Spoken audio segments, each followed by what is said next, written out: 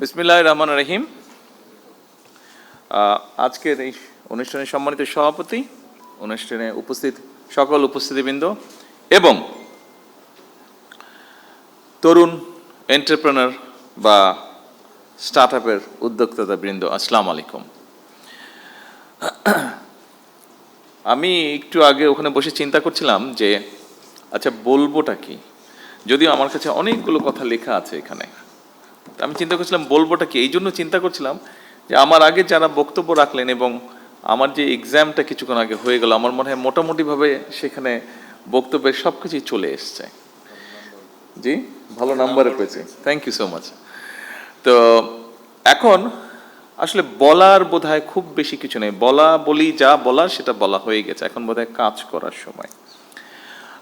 আপনারা যারা এখানে নতুন এন্টারপ্রেনার আছেন, উড বি এন্টারপ্রেনার আছেন, যারা এগিয়ে আসতে চাচ্ছেন, যারা কিছু করতে চাচ্ছেন, আপনাদেরকে একটা কথা আমি শুধু বলি, আপনারা যেটা করতে চাইছেন, it's not so easy, it's very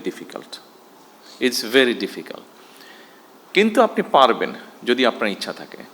আমি আমার লাইফের ছোট্ট একটু বিষয় তুলে ধরতে চাইছি। আপনাদেরকে নিরুৎসাহিত করছি না, আমি আপনাদেরকে উৎসাহ দিতে চাইছি।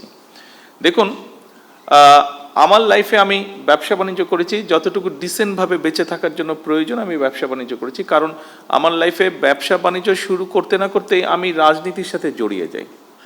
দুটো জিনিস একসাথে চলে না, কিন্তু বেঁচে থাকতে হবে, সেই জন্য যতটুকু ব্যবসা বাণিজ্য করা প্রয়োজন ডিসেন্ট লাইফের জন্য আমি ততটুকু করেছি, বাকি সময়টা আমি আমার রাজনীতির জন্য দিয়েছি। এখানেই আমি ঠিক করে নিয়েছি যে এখানেই আমাকে এগিয়ে যেতে হবে।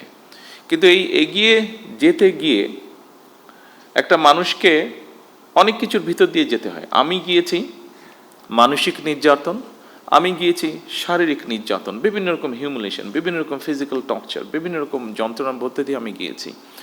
অনেক ধৈর্যের পরীক্ষা দিতে হয়েছে। তারপরে আমি আজকে আলহামদুলিল্লাহ আল্লাহর রহমতে একটা জায়গায় এসেছি। আপনাদেরকে খুব সংক্ষেপে এটা বলার কথা অর্থ হলো, আপনাদেরকে এরকম অনেক কষ্টের মধ্যে দিয়ে যেতে হবে।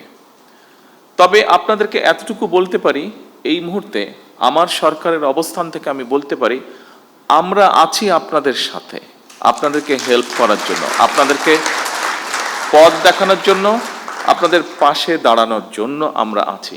কতটুকু পারবো আমি জানি না, বাট আমরা আছি। যতটুকু পারবো সর্বোচ্চ শক্তি দিয়ে আপনাদের পাশে থাকার চেষ্টা করব আমরা ইনশাল্লাহ। এই জন্য আমি এই কথাটা বলছি, কারণ আপনাদেরকে এগিয়ে আসতে হবে।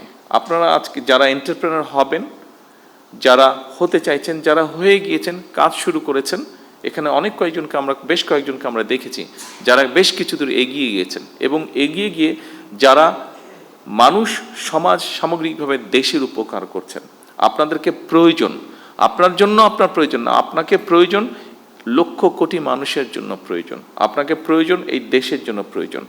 কারণ আমি একটি কথা বলেছি, ওই দিন আমি গিয়েছিলাম চিনমৈত্রীতে, একটি অনুষ্ঠান হচ্ছিল, সেটি ছিল ইনোভেশন ইভেন্ট।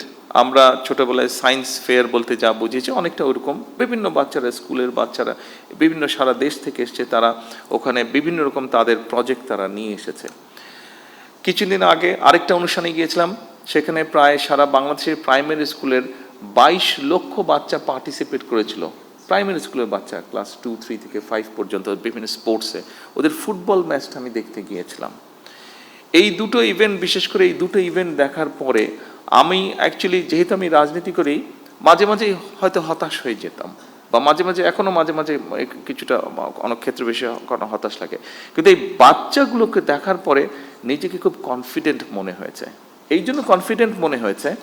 আর আজকে যখন আপনাদের কতগুলো কাজ দেখলাম, আপনাদের কয়েকজনের বক্তব্য শুনলাম, তখন নিজের কনফিডেন্সটা আজকে আরও বেড়ে গিয়েছে। কারণ দেখুন, যেহেতু রাজনীতি করি, একটা তো আমার লক্ষ্য আছে, উদ্দেশ্য আছে। রাজনীতি আছে, দলের পরিকল্পনা আছে, সব কিছু আছে, কাজ আছে। কিন্তু যেহেতু দেশ পরিচালনার দায়িত্বে আছি, আমাদেরকে দেশকে নিয়ে আমরা চিন্তা করি, দেশের বিভিন্ন সেক্টর নিয়ে চিন্তা করি।